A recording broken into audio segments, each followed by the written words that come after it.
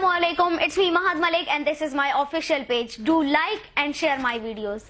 जब आप अपने अच्छे को अच्छा समझने लग जाएं और बुरे को बुरा समझने लग जाएं और आपकी अकल काम करने लग जाएं तो मेरे ख्याल में यही काफी होता है कि आप उलमा का दिफा करें, इसलिए कि उलमा ऐसे वाहिद लोग होते हैं कि जब आपके ऊपर बुराई आ जाए तो ये आपको मायूसी से निकालने के लिए तैयार खड़े रहते हैं, और जब कोई खुशी का मौका आता है तो यही वो उलमा होते हैं जो आपको बताते हैं कि ऐसी खुशी मनाओ जिसकी वजह से तुम्हारा रब नाराज ना हो।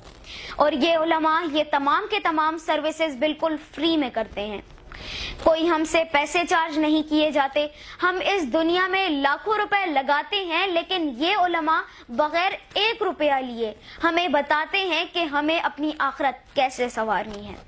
तो आप बताएं, हम इनका दिफा नहीं करेंगे तो किसका करेंगे? मुझे कोई एक ऐसा आलिम बता दें जिसने सड़कों पर निकलकर एहतजाज किया हो कि हमारी तनख्वाहें बढ़ाई जाएं, हमें और टाइम दिया जाए, बल्कि ये हमारे जैसे दुनियावी काम करने वाले लाखों करोड़ों रुपए कमाने वाले लोग ही हर वक्त रोते रहते हैं कि हमारे पास खाने को कुछ नहीं, रहने को कुछ नहीं, पीने को कुछ नहीं। तो जो उलमा आपको मायूसी से निकाले और जो उलमा आपकी आखिरत को संवारने की कोशिश करे, तो क्या आप उनके लिए कुछ अल्फाज नहीं बोल सकते?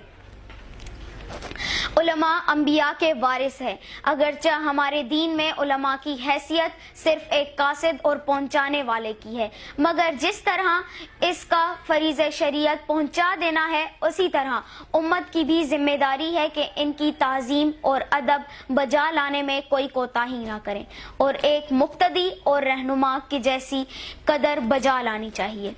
अगर मेरी ये वीडियो पसंद आए तो शेयर करना ना भूलिए। शुक्रिया।